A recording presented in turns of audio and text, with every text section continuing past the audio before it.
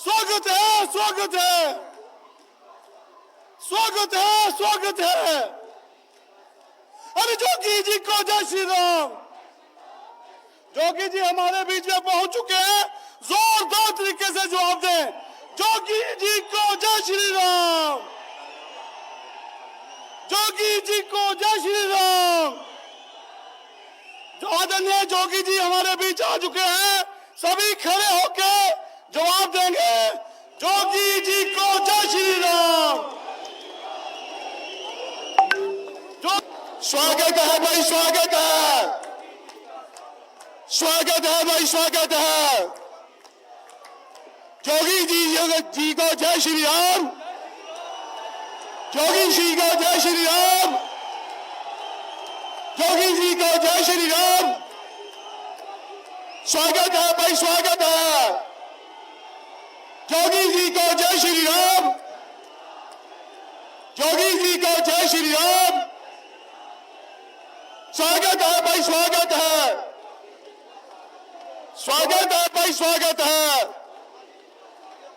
जोगी जी स्वागत है भाई, स्वागत है।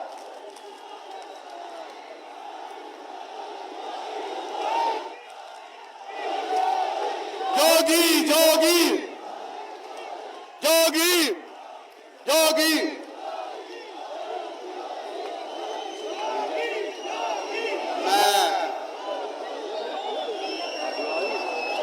आगे की आज की कार्रवाई शुरू करो। हम सबके बीच में जिस घड़ी का, जिस शख्सियत का इंतजार था, वो हमारे बीच में उपस्थित है। मैं तमाम जम्मू कश्मीर निवासियों की तरफ से और विशेष करके कठुआ निवासियों की तरफ से आदरणीय जोगीराज जी महाराज का इस कठुआ की पवन धरती पर स्वागत करता हूं और मैं आभार भी प्रकट करता हूं कि आपने अपने योग में जीवन से अमूल्य समय निकालकर आपने राजनीति में प्रवेश किया। ये मैं नहीं, ईश्वर की आज्ञा है। वेदों में ईश्वर ने कहा कि योगी का धर्म है, योगी का कर्तव्य है धर्म की स्थापना करना। योगी का कर्तव्य है कि अगर शस्त्र उठाने की जरूरत पड़े राष्ट्र और समाज के लिए, तो योगी का धर्म है। योगी जी का यह भी कर्तव्य है कि अगर देश निर्माण, राष्ट्र निर्माण, विश्व निर्माण के लिए अगर राजनीति में प्रवेश करना पड़े तो वो कर्तव्य भी जोगी जी का है। ऐसे जोगी महाराज हमारे बीच में इस कठुआ की धरती पर पहली बार आए हैं। मैं सब लोगों से निवेदन करूंगा, आगे वालों से, पीछे वालों से, कि ताड़ी से, गड़गड़ाहट से अपने अपने स्थान पर खड़े होकर माननीय जोगी जी का स्वागत करता हूं। मैं निवेदन करूंगा माननीय जोगी जी को जय श्री राम।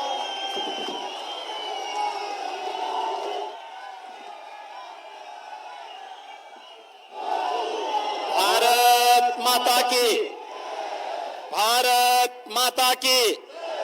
बोल साचे दरबार की, बोल साचे दरबार की। बर्फानी बाबा की, माता त्रिपुर सुंदरी की, माता त्रिपुर सुंदरी की। शुक्राला माता की, शुक्राला माता की। वंदे वंदे वंदे।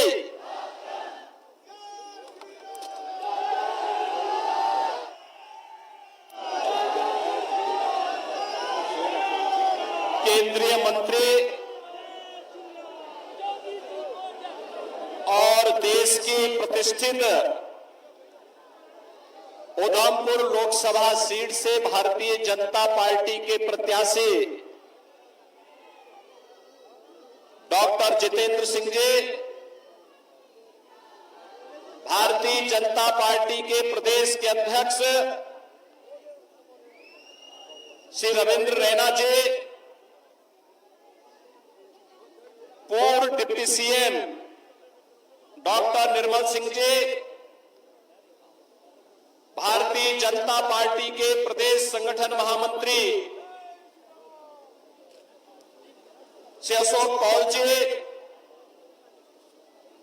प्रदेश प्रदेश महासचिव डॉक्टर DK मनाल जी, प्रदेश प्रवक्ता श्री राजीव जसरोटिया जी, सुनील सेठी जी, जिला प्रभारी मुनीश शर्मा जी, जिलाध्यक्ष गोपाल महाजन जी, भारतीय जनता पार्टी के सभी पदाधिकारीगण, कठुआ से आए हुए मेरे सभी उपस्थित बहनों और भाइयों, आज इस पावन धरा को, जो हमारे सभी आराध्य देवों के साथ ही ऋषि मुनियों की साधना की पवित्र भूमि है, स्वतंत्रता संग्राम सेनानियों की भूमि है, एक भारत श्रेष्ठ भारत के लिए अपने आप को बलिदान करने वाले उन हुतात्माओं की भूमि है, स्वर्गीय बलदेव सिंह जी की भूमि है। इस धरा को नमन करते हुए मैं आप सबका हृदय से अभिनंदन करता हूं। बहनों और भाइयों, कल से ही वासंतिक नवरात्रि प्रारंभ हुई है। जगत जननी मां भगवती की उपासना का पर्व हमारा यह सनातन समाज वर्ष में 2 बार आदिशक्ति मां भगवती की उपासना करता है। याद करिए, ये शक्ति सृजन का अवसर होता है और ये 9 दिन हम सब सनातन धर्मावलंबियों के लिए उसी शक्ति को अर्चित करने का एक अवसर है। मैं इस अवसर पर यहां की इन पवित्र स्थलों को माता त्रिपुर सुंदरी के पावन चरणों पर, यहां के शुक्राला माता के श्री चरणों में और माता वैष्णो के इस धाम को कोटि कोटि नमन करता हूं। महान स्वतंत्रता संग्राम सेनानी और महान योद्धा जनरल जोरावर सिंह को भी उनकी स्मृतियों को नमन करता हूं। बहनों और भाइयों, जब जम्मू कश्मीर की बात आती है तो भारत का सिरमौर, भारत का मुकुट हर व्यक्ति गर्व के साथ देखना चाहता है। जब जम्मू कश्मीर की बात आती है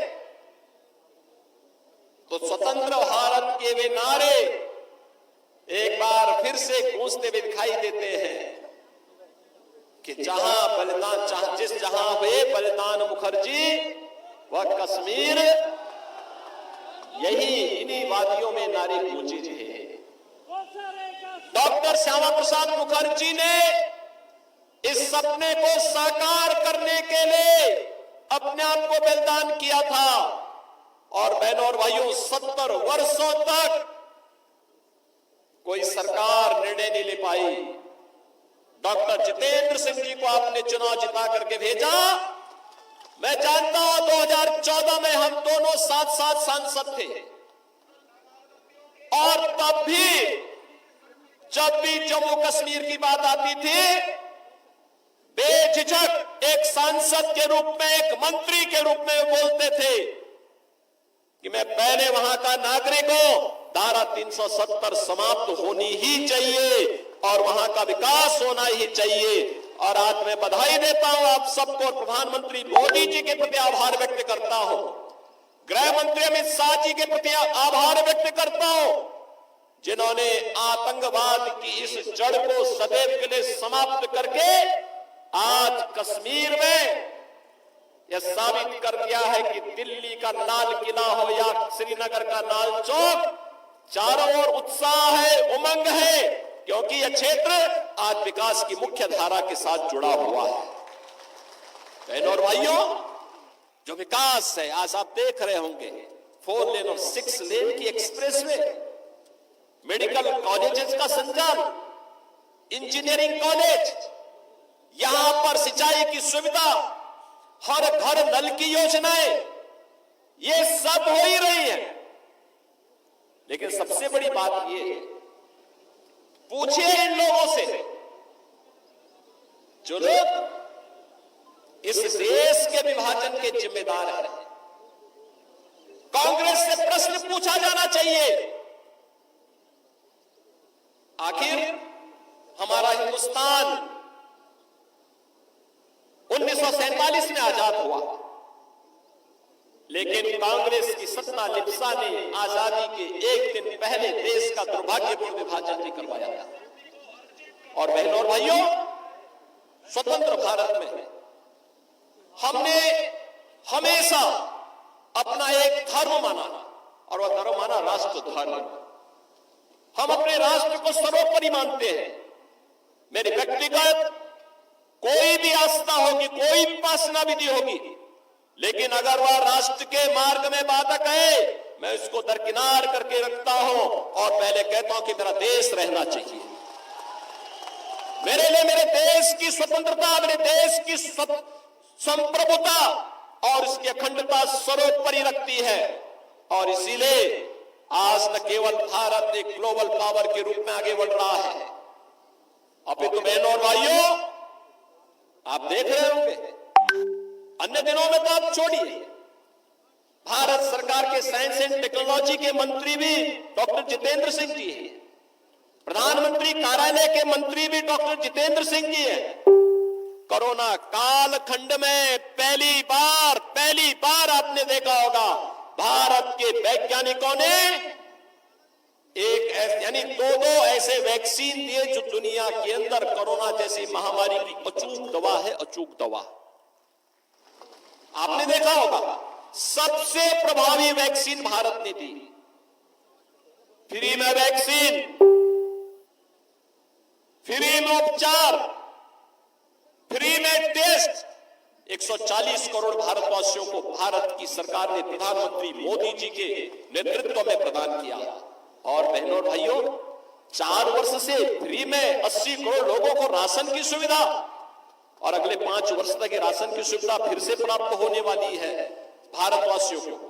आप सोचो, 140 करोड़ में से 80 करोड़ लोगों को 4 वर्ष से फ्री में राशन की सुविधा अगले 5 वर्ष तक मिलना है। और दूसरी तरफ 1947 में भारत से अलग हुआ पाकिस्तान भीख का कटोरा लेकर के दुनिया के अंदर भीख मांगता हुआ दिखाई दे रहा है।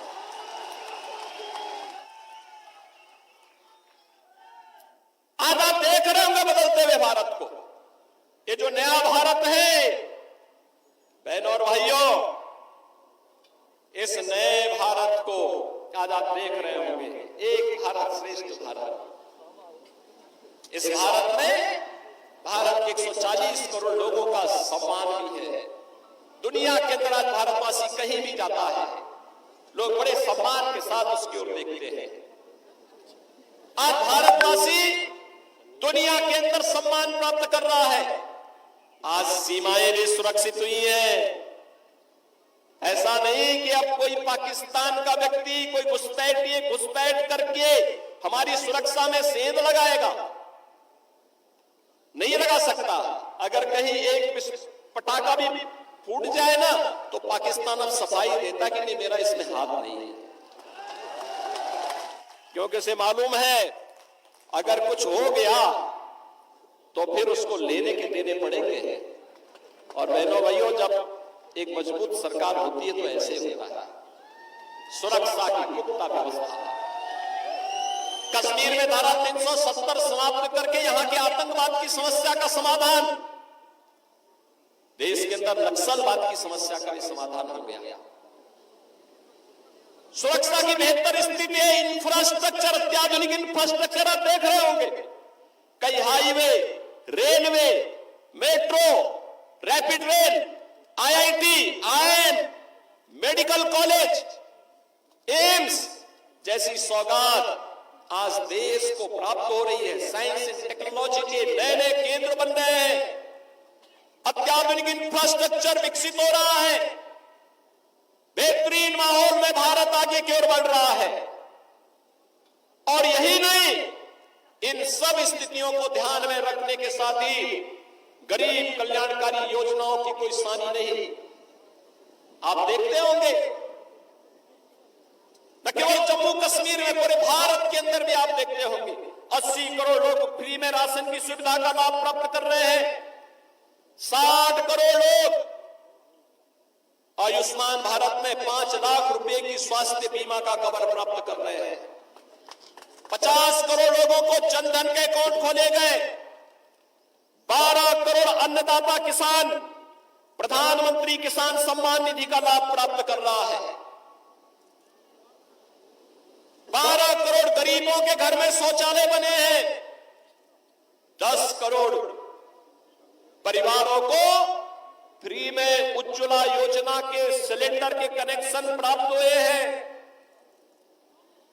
बहनों और भाइयों, 4 करोड़ गरीबों के लिए प्रधानमंत्री आवास योजना भी बने हैं और 2.5 करोड़ घरों तक पहली बार बिजली पहुंचाने का काम भी हुआ है। इस प्रकार के अनगिनत गरीब कल्याणकारी योजनाओं का लाभ आज पिछले 10 वर्ष में उस कैबिनेट ने और उस सरकार ने किए हैं, जिसका नेतृत्व मोदी जी कर रहे हैं और आपके सांसद उस सरकार के अभिन्न हिस्से हैं। डॉक्टर जितेंद्र सिंह जी उस सरकार के हिस्से हैं। वह सरकार आज गरीब कल्याण का कार्य भी कर रही है। और तो और कितना परिवर्तन आया है। इससे पहले लोग अपने आप को हिंदू बोलने में संकोच करते थे। और बहनों भाइयों, अयोध्या का नाम लेने पे तो लोग डरते थे।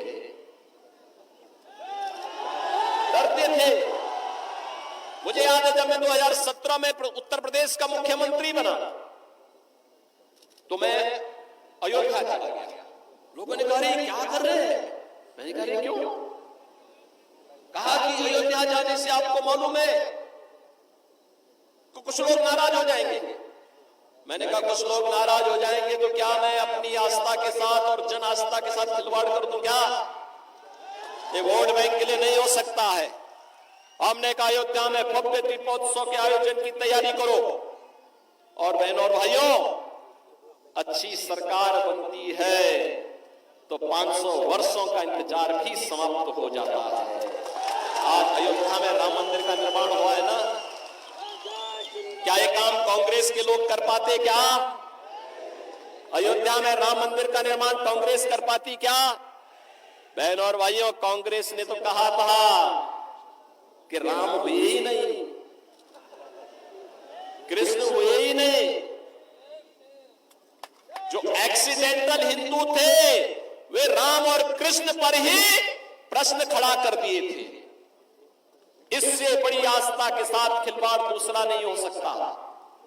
बहनों और भाइयों, कैसे इन्होंने अपमानित करने का प्रयास किया था।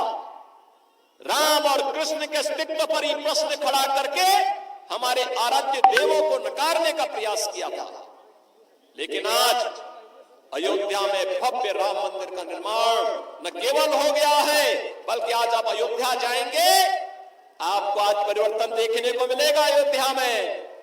अयोध्या में लगेगा जैसे त्रेता युग का अयोध्या यहां उतर आया है, साक्षात उतर आया है। जब अच्छी सरकार आती है तो यही होता है। अच्छी सरकार आती है यही होता है। काशी में आप जाइए, काशी विश्वनाथ धाम बन गया। लोग बोलते थे काशी विश्वनाथ धाम संगरी गली थी, बामुश्किल 5 लोग जा पाते थे। आज 50,000 श्रद्धालु भी एक समय वहां आ जाए मंदिर परिसर में, कोई समस्या नहीं है, कोई समस्या नहीं है।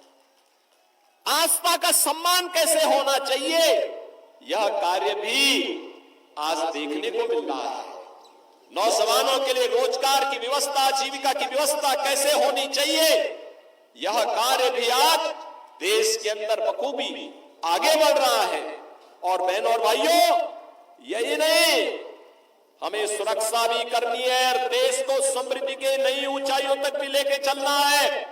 इस पर जो कार्य वर्तमान में हो रहा है यह किसी से छुपा हुआ नहीं है, पूरा देश इस बात को जानता है। आपने देखा होगा, यह देश जब अपनी आजादी का अमृत महोत्सव मना रहा था आजादी के 75 वर्ष पूरे हो रहे थे। देश उत्साह के साथ जुड़ा हुआ था और उस उत्साह को और दुगना कर दिया था जब जो ब्रिटेन लगभग 200 वर्षों तक जिस भारत में शासन किया था, उस ब्रिटेन को पछाड़ करके प्रधानमंत्री मोदी जी के नेतृत्व में भारत दुनिया की पांचवी बड़ी अर्थव्यवस्था बना। पांचवी बड़ी अर्थव्यवस्था बना। और आज तो हम इसीलिए आए हैं। बहुत सारे लोग आएंगे आपके पास अपनी बात कहने के लिए। कोई जाति की बात करेगा, कोई क्षेत्र की बात करेगा, कोई भाषा की बात करेगा, कोई किसी अन्य बात की बात करेगा। हमें किसी बात में नहीं उठना है। बहुत खोया है। अब पाने का समय आया है। अपने देश को मजबूत करने का समय आया है।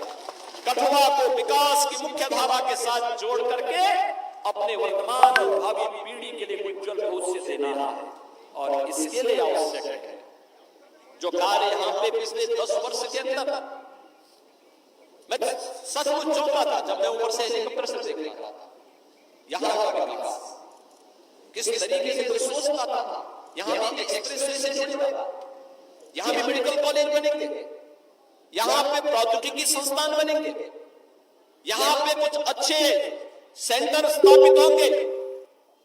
जम्मू कश्मीर को तो लोगों ने लावारिस छोड़ दिया था, भगवान भरोसे छोड़ दिया था। देश को इन्होंने किस प्रकार का व्यवहार देश के साथ किया था। बहनों और भाइयों, कांग्रेसियों के व्यवहार पर कोई आश्चर्य नहीं, क्योंकि इन्होंने पूरे देश को अपनी पपौती समझ करके उसको जब देश के ऊपर संकट आता था, ये लोग देश छोड़ करके भाग जाते थे।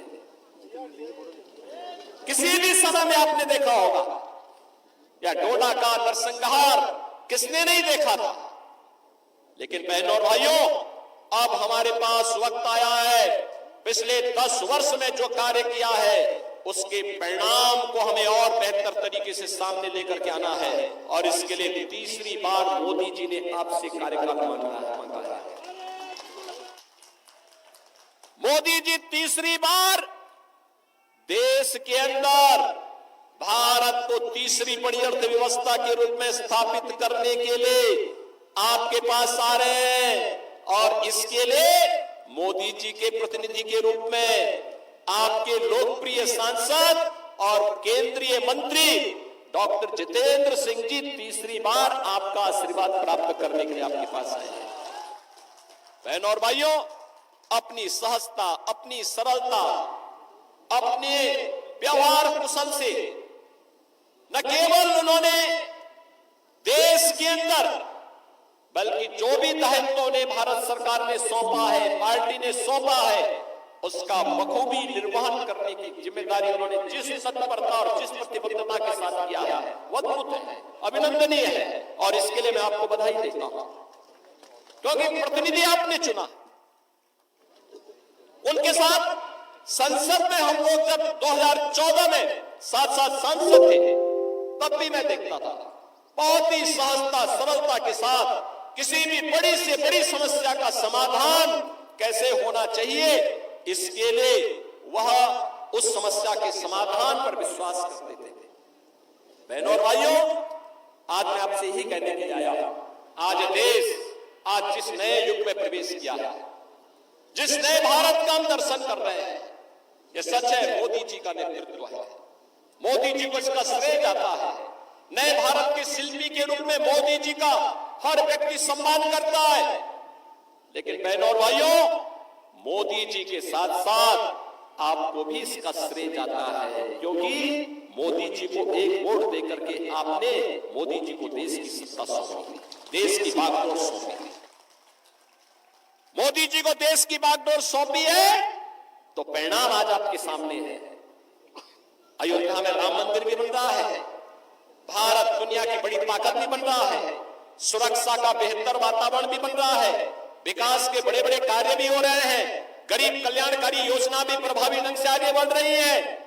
अगर जनता जनार्दन वोट ही न देती, क्या हम उत्तर प्रदेश देश के सबसे बड़े राज्य को संभाल पाते? क्या जो जम्मू कश्मीर की स्थिति थी, यहां पर पाकिस्तान प्रस्त आतंकवादी किस तरीके से तबाही मचाए हुए थे, लेकिन उत्तर प्रदेश के अंदर तो सत्ता के संरक्षण में जिस प्रकार की अराजकता थी, हर दूसरे दिन दंगा होता था, कर्फ्यू लगता था, महीनों महीनों कर्फ्यू रहता था। बहनों और भाइयों, 7 वर्ष से मैं आज उत्तर प्रदेश के अंदर मुख्यमंत्री के रूप में काम कर रहा हूं और बहनों और भाइयों 7 वर्ष में एक भी दंगा नहीं हुआ, कोई दंगा नहीं है, कर्फ्यू नहीं है, बल्कि भगवान शिव की कांवड़ यात्रा निकलती है धूम धड़ाके के साथ। लोग भूल गए कि कर्फ्यू भी कभी लगता था यहां पे। आप देखते होंगे उत्तर प्रदेश देश का पहला राज्य है जहां के धर्मस्थलों से जो माइक की चिल्लाहट होती सब उतर गया है, समाप्त। अब वहां माइक की आवाज नहीं होती है, लोग शांतिपूर्ण तरीके से विकास में विश्वास कर रहे हैं। विकास और आस्था को सम्मान किस रूप में होना है, अयोध्या उसका एक उदाहरण आपके सामने है, मथुरा वृंदावन उसका उदाहरण है। और बहनों और भाइयों, मैं तो आज अपने कटवा के बहनों और भाइयों से ही कहूंगा, आपके यहाँ प्रथम चरण में चुनाव है, चुनाव के बाद पदाधिकारी अन्य क्षेत्रों में प्रचार के लिए जाएंगे, देश के अन्य क्षेत्रों में भी जाएंगे, लेकिन आप लोगों को फिर अयोध्या के दर्शन के कार्यक्रम जरूर बनाना चाहिए। बनाइए, हमें पहले से बता देना। आज अयोध्या में कोई समस्या नहीं है, कोई समस्या नहीं, कर्फ्यू नहीं है, बल्कि पहले आज से 7 वर्ष पहले 10 वर्ष पहले अयोध्या गया होगा, वो थोड़ा संकोच कर रहा होगा। अब अयोध्या बदल रही है, जैसे सतना में 6 लेन एक्सप्रेस वे आ रही है ना, ऐसे अयोध्या के अंदर भी हम लोगों ने ऐसे एक्सप्रेस वे बना दी है।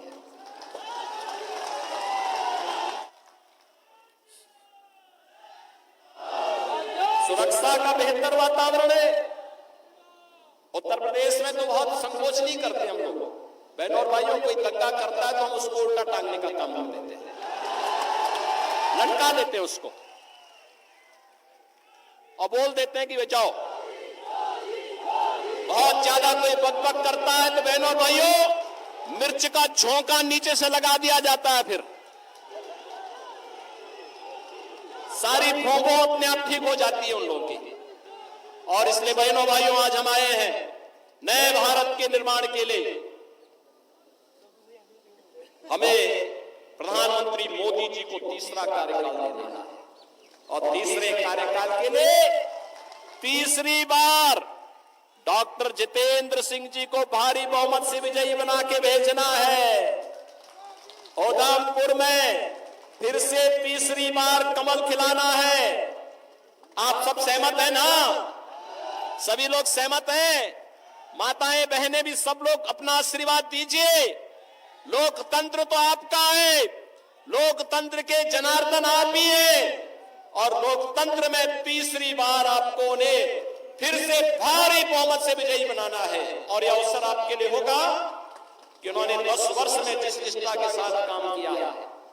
चुनाव एक अवसर होता है 5 वर्ष में अपने जनप्रतिनिधि की सेवा के प्रति कृतज्ञता ज्ञापित करने का, कि उन्होंने कार्य किया है व्यक्तिगत राग द्वेष से ऊपर उठ करके, व्यक्तिगत राग द्वेष से ऊपर उठ करके मूल्य और सिद्धांतों के लिए राष्ट्र धर्म का निर्वाह करते हुए हम लोग कार्य करेंगे।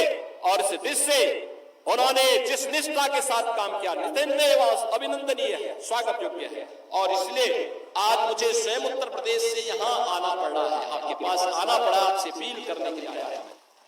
मैं आप सबसे यही अपील करने के लिए आया हूं कि इन्होंने जिस मजबूती के साथ काम किया उसको ध्यान में रखते हुए भारी बहुमत से उन्हें विजयी बना करके एक बार फिर से यहां पर कमल के फूल को खिलाने की कार्रवाई आप फिर से करिए। और जो आवाज देश की है, एक ही आवाज पूरे देश के अंदर पहुंच रही है। मैं भी महाराष्ट्र गया था परसों, उसके एक दिन पहले मैं राजस्थान में था। उत्तर प्रदेश में तो 80 लोकसभा सीट अकेले उत्तर प्रदेश में है और हर ओर एक ही आवाज है, वो आवाज है कि फिर एक बार मोदी सरकार का। और अब की बार 400 पार। 400 पार के लिए सहमत है ना? देखो, डॉक्टर जितेंद्र सिंह जी चुनाव जीतेंगे, किसी को संदेह नहीं, लेकिन चुनाव में बढ़त इतनी होनी चाहिए कि उनको भी यहां के शेष परियोजनाओं के लिए उतनी ही ताकत मिल सके। जनप्रतिनिधि ये कहता है ना, बाद में सांसद ये कहता है कि भाई देखो, जनता ने एक बड़ी जिम्मेदारी दी है, अब इस कार्य को मुझे यहां कराना ही कराना है, और उस कार्य के लिए बढ़त इतनी आप दीजिए। आप सब करेंगे? सहमत हैं? सभी लोग सहमत हैं? सभी लोग सहमत हैं? तो मेरे साथ फिर बोलेंगे, भारत माता की।